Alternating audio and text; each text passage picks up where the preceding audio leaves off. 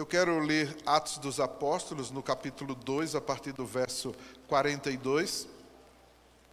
E é nesse texto que eu quero mostrar para vocês o que é a igreja, que é a nossa referência de igreja, como é que ela age.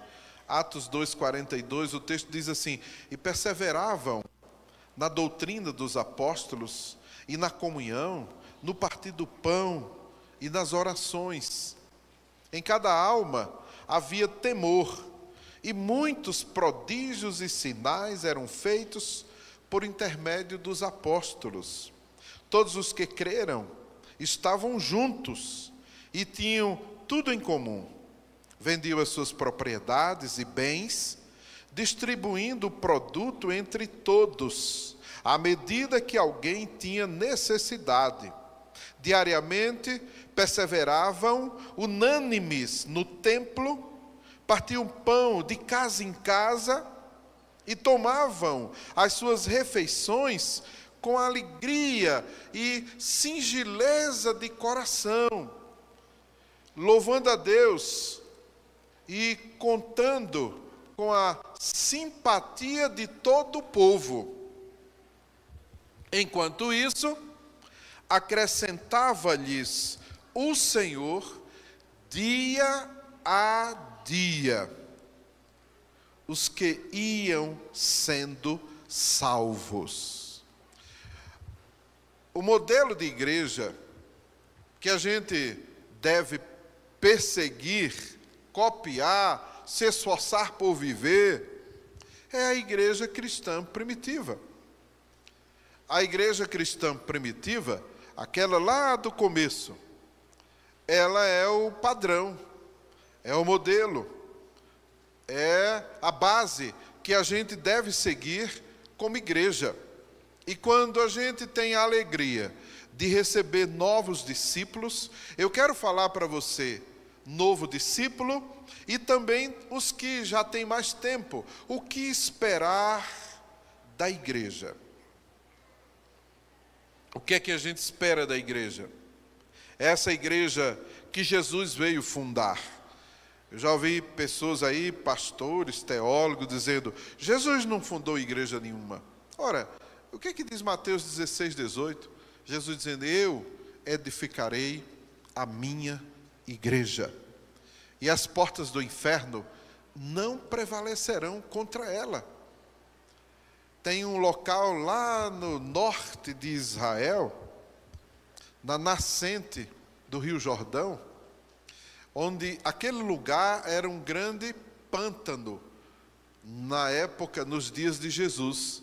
E é ali que Jesus reúne os seus discípulos. Olha a caminhada que ele deu lá para o norte, onde hoje está o Líbano, a Síria, faz divisa com aquela terra. Então, lá no norte, território de Israel há muito tempo. Aí Jesus levou os discípulos para aquele lugar e disse: olha, isso aqui são as portas do inferno. Era um lugar onde as pessoas iam adorar deuses falsos. E ali eles faziam oferenda aos deuses, inclusive de sacrifício humano. Por isso que aquele lugar era pavoroso para os habitantes, os moradores daquela época. Eles tinham pavor daquele lugar, mas iam lá fazer o seu sacrifício. E ali eles consagravam aquele Deus que eles adoravam. E tem o Deus que vem, é uma palavra interessante, Pluto, que vai, a gente vê o cachorrinho da Disney sem maldade nenhuma, mas era um Deus que se adorava. É interessante, quem foi já para Israel comigo nas caravanas aí, que teve a oportunidade de visitar por lá, viu, né? Como é que era o lugar. Todo mundo sabia que eram as portas do inferno, e foi ali que Jesus levou o discípulo para dizer: está vendo essa movimentação toda, essa multidão? A igreja que eu vou organizar, as portas do inferno aí, ó. Está vendo os portões do inferno? Não vão prevalecer contra a minha igreja. E a igreja se levantou, e os portões do inferno estão fechados lá. Não dá nem para entrar, tem as grades ali. Acabou, fechou. Essa é a igreja de Jesus, que não tem nada nem ninguém que que consiga derrotar e vencer essa igreja. E você é essa igreja, meu querido. Dá um aplauso ao Senhor por isso. Se alegre aí, ó. Então, essa igreja de Jesus começa em Atos dos Apóstolos, no capítulo 1, no verso 8. Quando Jesus diz para os discípulos que não se ausentassem de Jerusalém, até que do alto fossem revestidos de poder. Aí o texto diz em Atos 1:8, e recebereis poder ao descer sobre vós o Espírito Santo. E aí ser-me-eis testemunhas, tanto na Judeia como na Samaria e até os confins da terra. A igreja de Jesus já atingiu, meus queridos.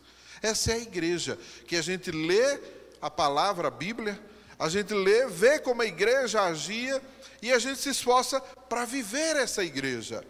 Então, o que é que você, como discípulo do MIBA, Ministério Internacional Batista do Avivamento, o que é que você deve esperar dessa igreja?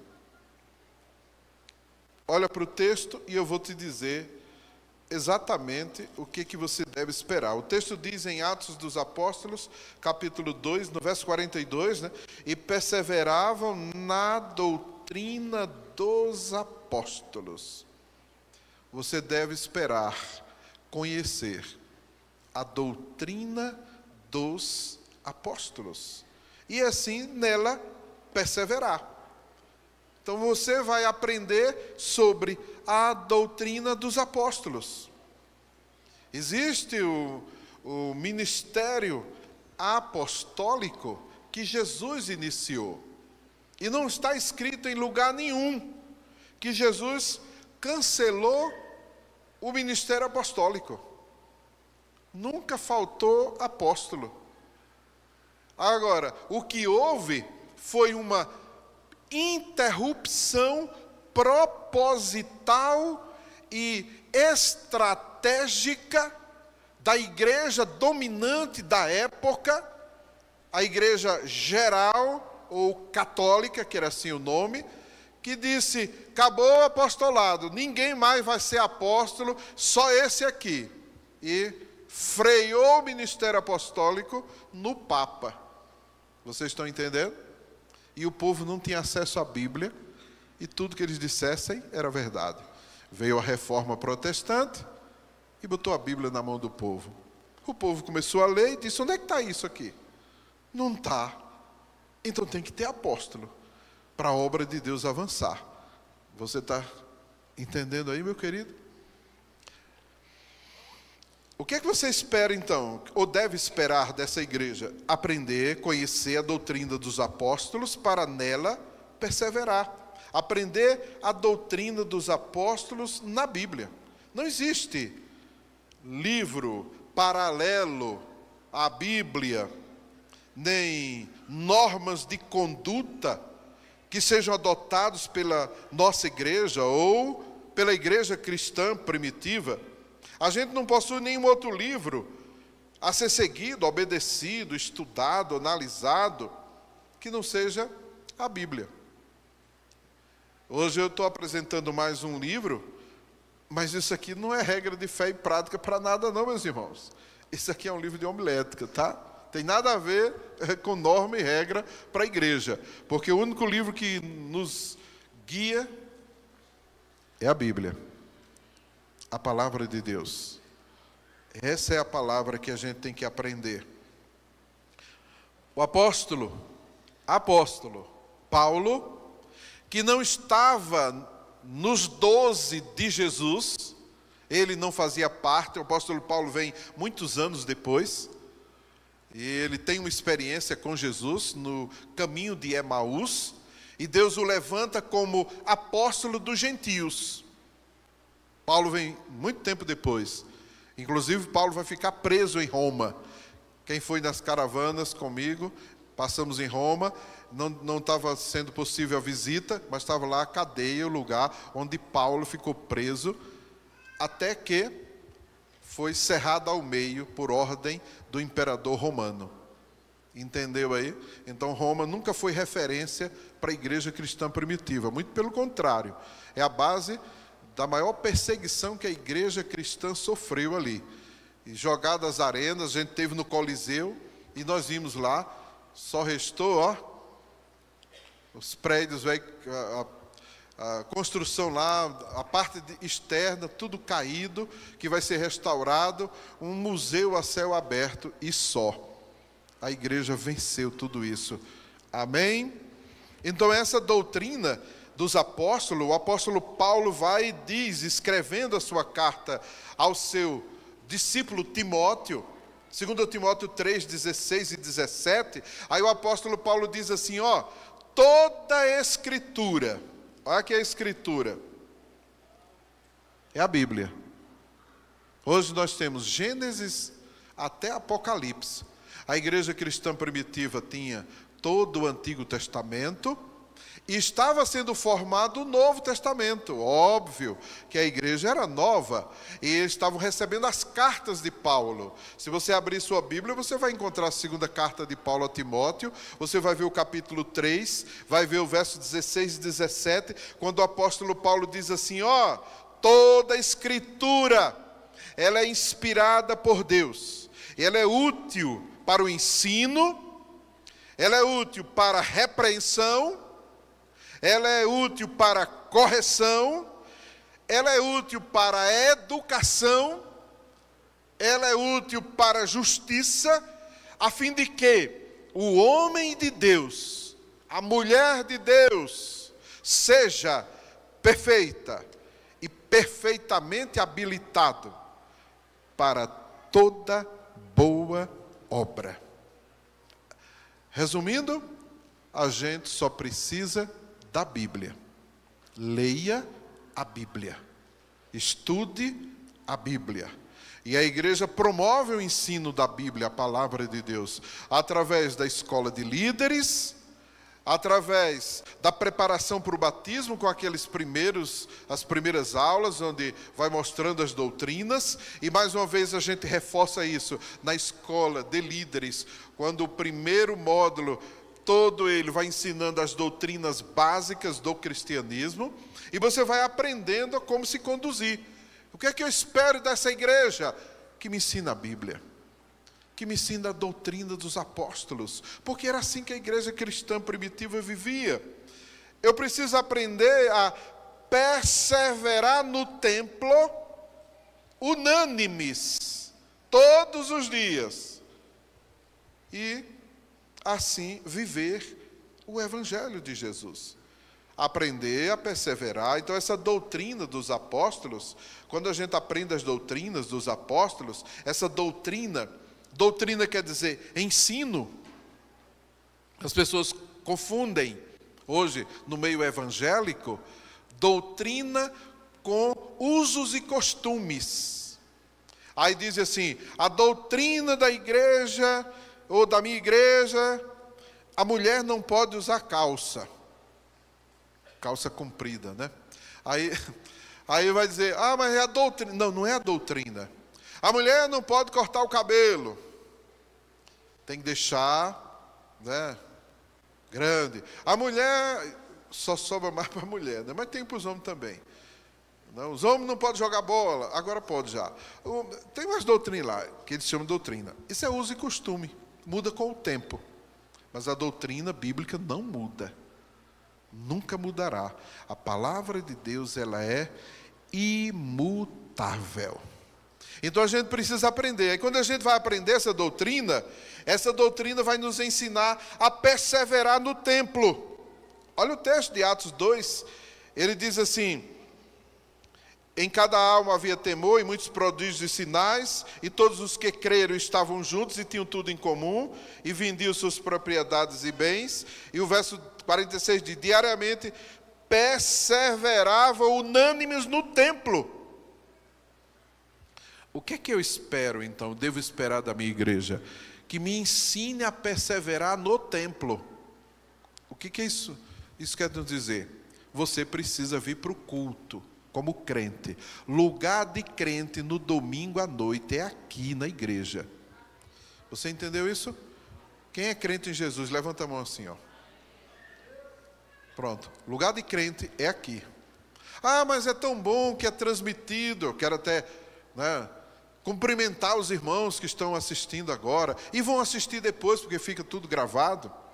Está lá no canal do YouTube da igreja. Tá, mas não é a mesma coisa. E você precisa vir ao templo. Mas não é possível. Ok, vai assistir, sem problema nenhum. Mas você no domingo à noite, ficar em casa, por causa de jogo, por exemplo. Porque é o campeonato, e daí? É porque é, e daí?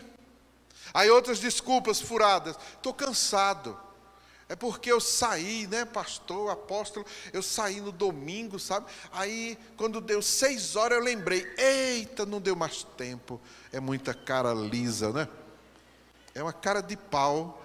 E o pastor, é mesmo, né, meu irmão? Às vezes a gente tem que dar uma de besta, de trouxa, para poder não dizer para o irmão, meu irmão, você está precisando logo de uma voadora, para criar vergonha e deixar de desculpa furada. Mas eu não vou dizer um negócio desse, de jeito nenhum, né? Ainda mais está gravado, eu não posso usar uma expressão dessa.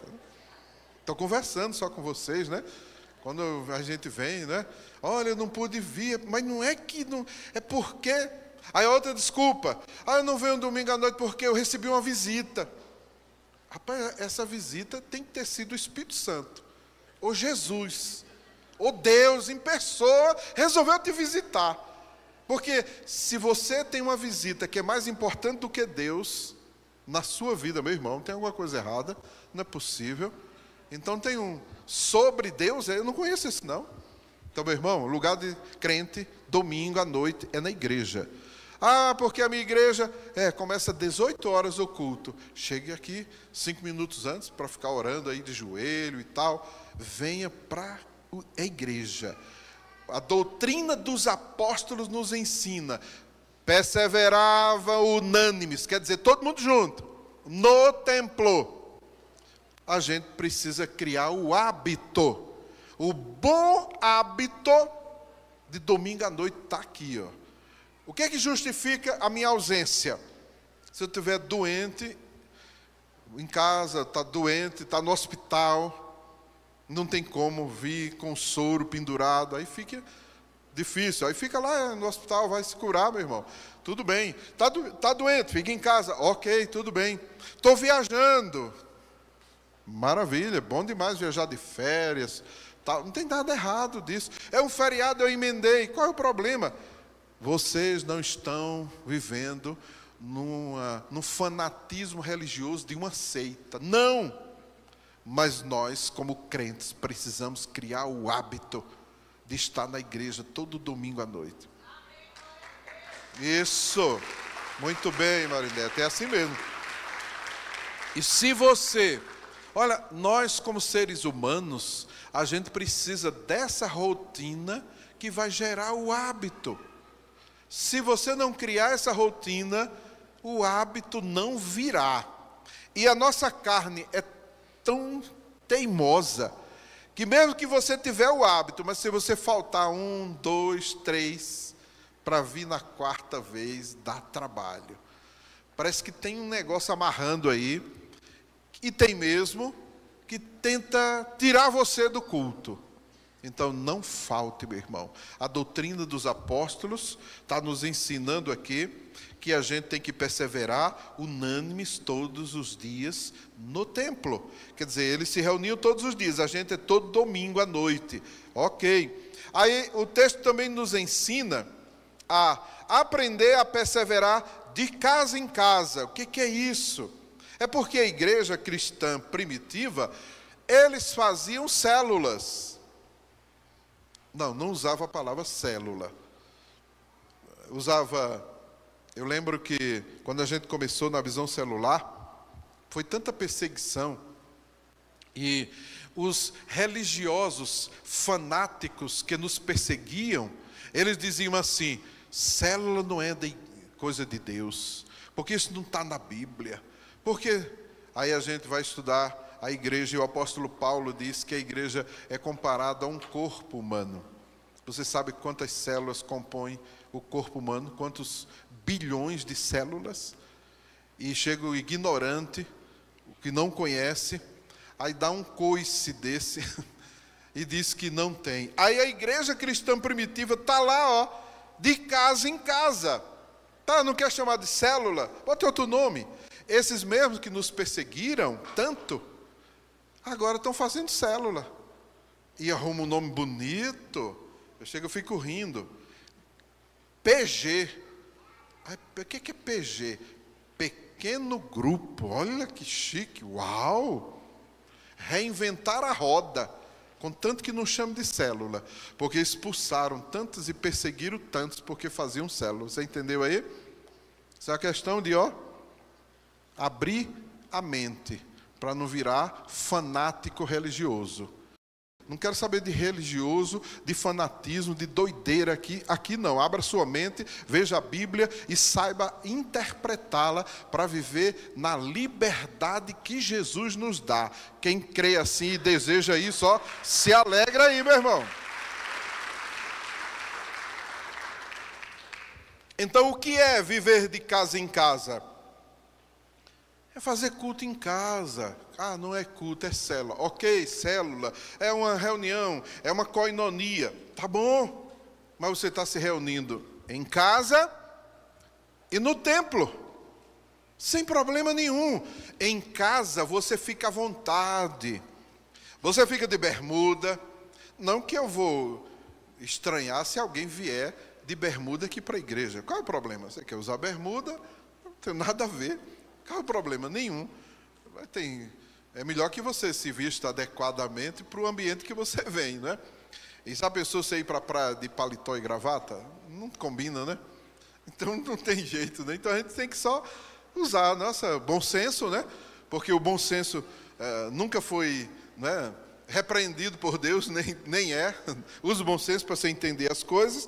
E você se reúne em casa. Na sua célula, você está em casa. Meu irmão, ó, vamos lá em casa, vai ter uma reunião, a gente vai ter um momento agradável, vamos ouvir uma palavra, vamos orar juntos. Acabou. É mais fácil você levar alguém que ainda não se converteu para a sua casa do que trazê-lo para o culto na igreja. Aí ele vai para a sua casa. Quando ele começar a olhar e vai dizer, quer dizer que crente é assim, crente enfrenta lutas, crente ora pelo emprego do irmão, crente faz uma vaquinha para ajudar o outro, crente se mobiliza para tudo. Aí ele vai descobrir que a gente é de carne e osso. Aí a pessoa vai dizer, então essa história aí que estão falando, não é nada disso. Onde é que é a tua igreja? Aí você traz ele para o culto.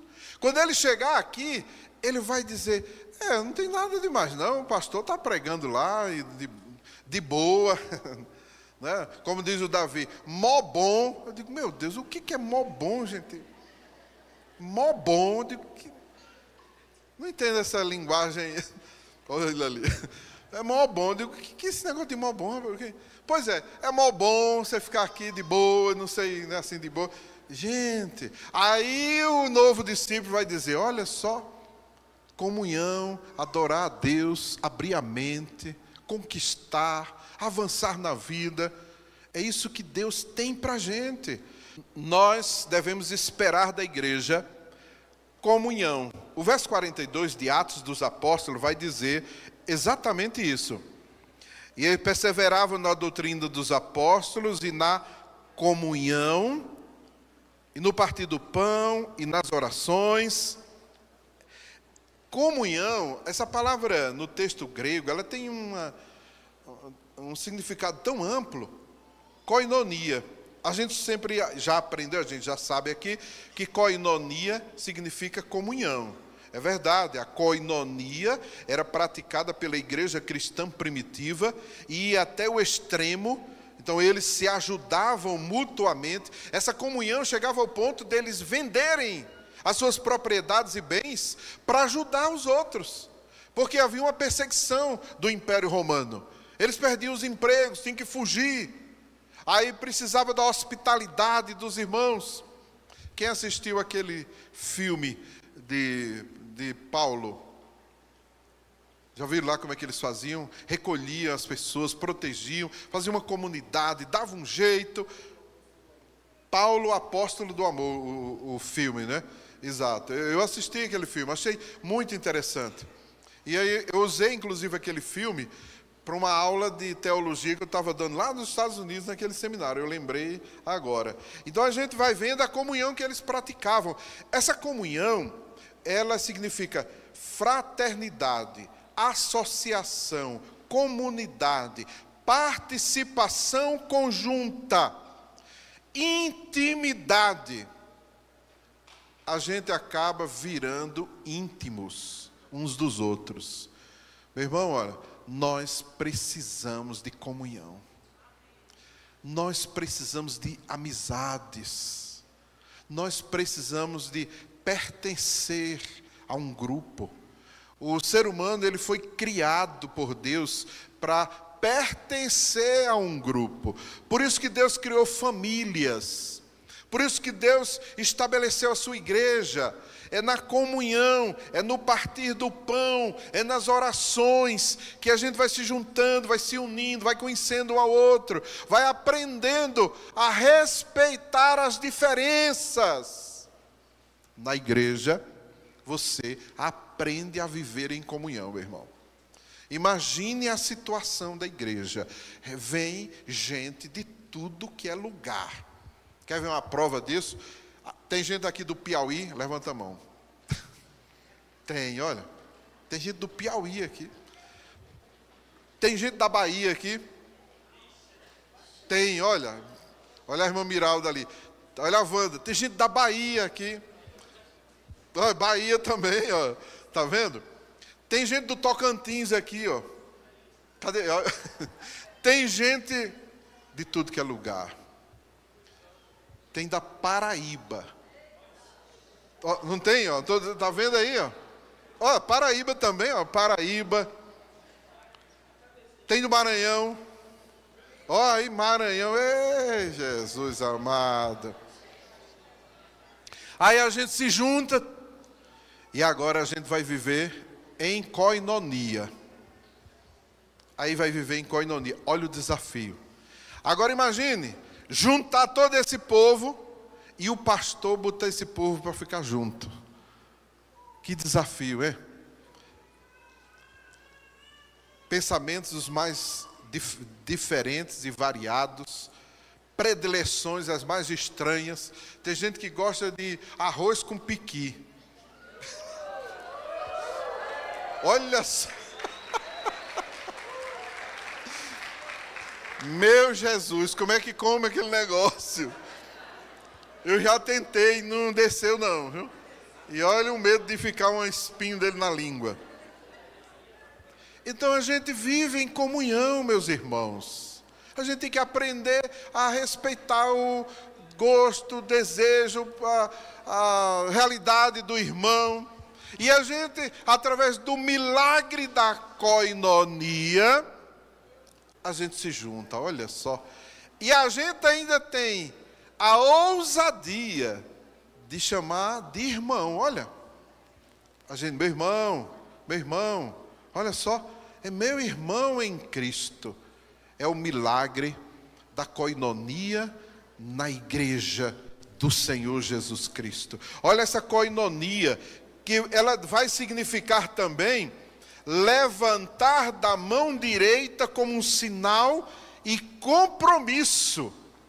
Os gregos usavam a palavra koinonia e perguntavam numa assembleia ou num ajuntamento: há koinonia? Aí levantava a mão, olha. Isso quer dizer, há parceria, há entendimento, está todo mundo junto. Ah, comunhão, koinonia, levantava a mão como um sinal de que estava todo mundo junto. Mas é interessante que quando levantava a mão também demonstrava um compromisso, um comprometimento e também oferta dada por todos. Está todo mundo em comunhão? Olha só. Aí alguns levantavam a mão, outro meio que, não sei.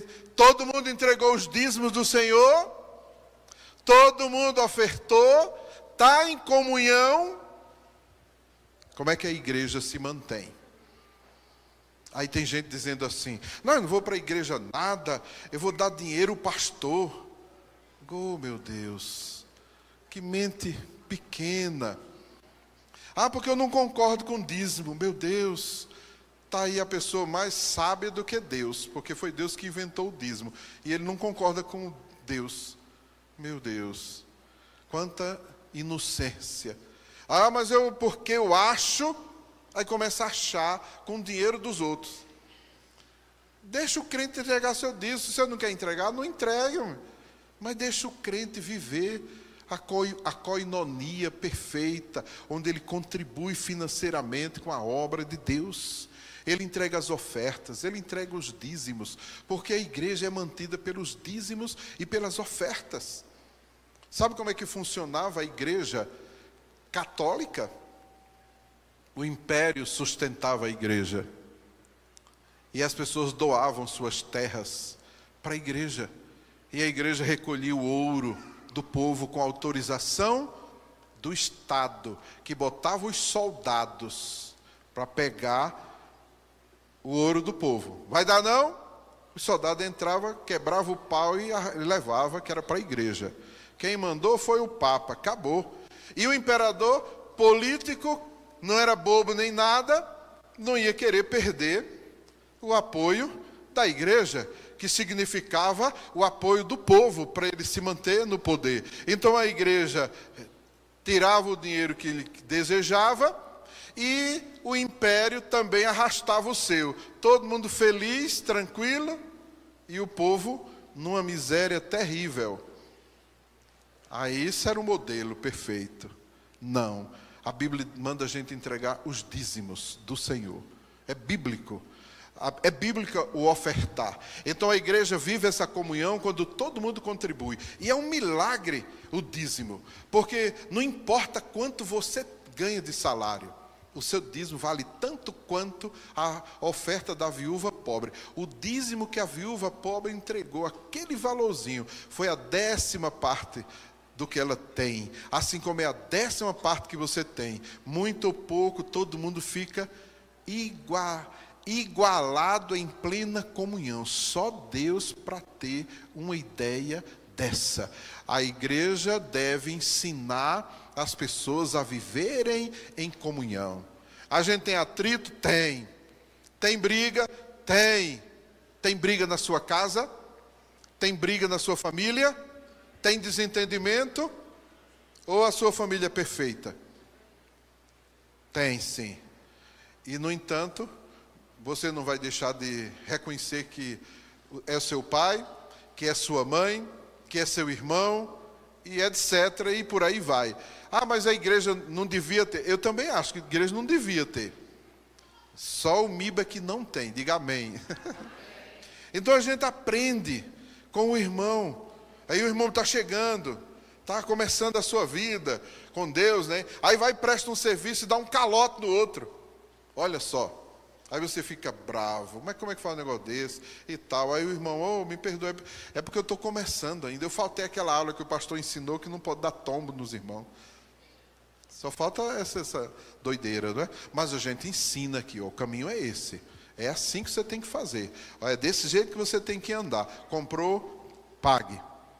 Nada de estar dando calote em ninguém. Comprou fiado na praça, pague. Faça a coisa certa. A igreja ensina o correto. E os irmãos têm que fazer. Você não está quebrando o ensino, a comunhão, a doutrina dos apóstolos. Você está entendendo essa palavra? Aí você vai aprender. Aí você vai aprender a perdoar o irmão. Imagine, vamos usar como ilustração essa peça teatral. Quantas vezes eles tiveram que vir ensaiar aqui? Eu soube que passava de meia-noite. Olha aí, eles vinham aqui. Imagine que nesses ensaios, digamos que um adolescente trombou no outro. E o outro não viu e ficou com raiva. Normal. Aí chega em casa, mãe, pai, fulano fez isso. O pai com sabedoria vai orientar o filho. Meu filho, olha, a Bíblia nos ensina a perdoar. Foi você que machucou, vai lá pedir perdão ao irmão. A gente tem que viver em paz com os irmãos. Você entendeu isso? Praticar justiça. Aí você vai aprendendo. A igreja é um laboratório tão tremendo de trabalhar caráter, de trabalhar relacionamento. Você que vive na igreja, você aprende a conviver com todo tipo de gente. Porque quando você chegar no trabalho, você vai tirar nota 10, porque vai saber se relacionar com todo mundo. A gente está vivendo uma geração mimizenta. Criticou, ai, mimimi, não quero mais não. Acabou a brincadeira, vou levar minha bola. Que isso? Uma crítica não sabe receber. Não, só sabe receber elogio. Você tem que crescer, meu irmão. Que isso? Você tem que crescer. E você tem que aprender a perdoar o irmão. Ah, eu guardo rancor porque o que ele fez comigo. Perdoe. Ah, mas é porque... Olha, Jesus na cruz, morrendo, teve tempo de orar ao Pai e dizer, Pai, perdoa-lhes. Olha, se fosse eu dizia, Pai, manda um raio, racha esse infeliz no meio. Mas a gente tem que controlar a carne e dizer, Pai, perdoa-lhe. Não é assim? Mas não vai me dizer que você não fica com vontade. Mas tem que controlar isso. E onde é que se aprende? Na igreja. A igreja é um laboratório de liderança, por exemplo. A gente ensina você a liderar uma célula. Olha o desafio de liderar a célula. Liderar a célula é liderar a gente. É saber liderar pessoas. Hoje, no mercado de trabalho, procura-se líderes. Eles simplesmente não existem. Sumiram. Porque não são treinados, não são ensinados a isso. Mas na igreja ele aprende. Quantos testemunhos já ouvi de pessoas que foi para fazer entrevista de emprego? Estava lá um monte de gente. E a pessoa diz, o que é que você faz? Eu sou de célula. Opa, tá bom, traga os documentos, está empregado. Na hora. Por quê? Porque eles conhecem. Na igreja, eles são fogo. Eles sabem. Na igreja, está lá a igreja, ó. Eu fui participar da formatura não, um ano aí letivo, foi da Aninha, cadê ela? Está ali, ó. Aí ela foi escolhida para ser uma das oradoras.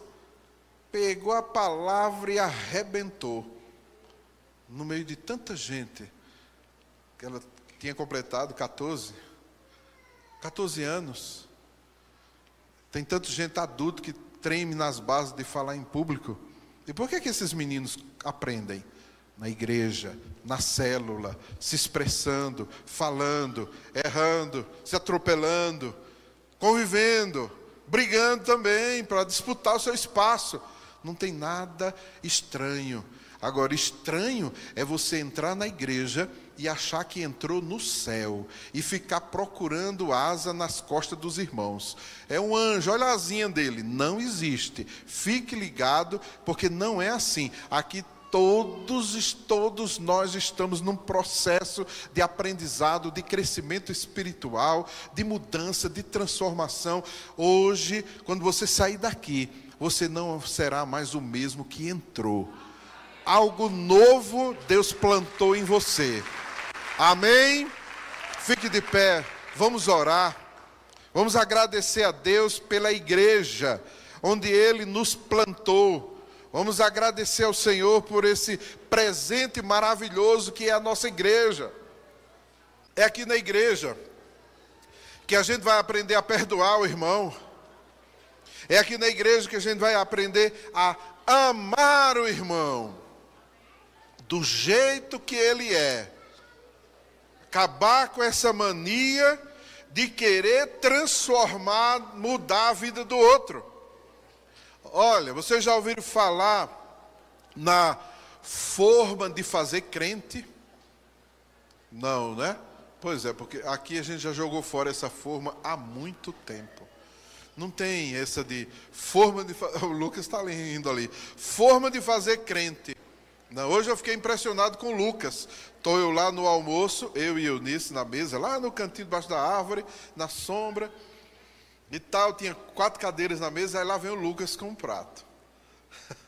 Aí eu disse assim, quer sentar aqui?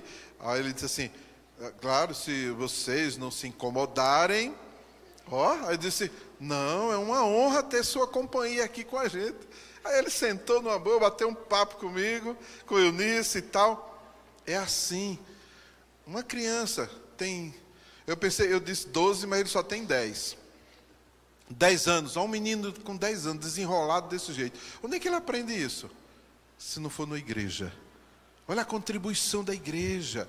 Aí fica a gente doente da alma. Não, porque a igreja é só problema. Porque aprenda a crescer onde Deus te plantou, meu irmão.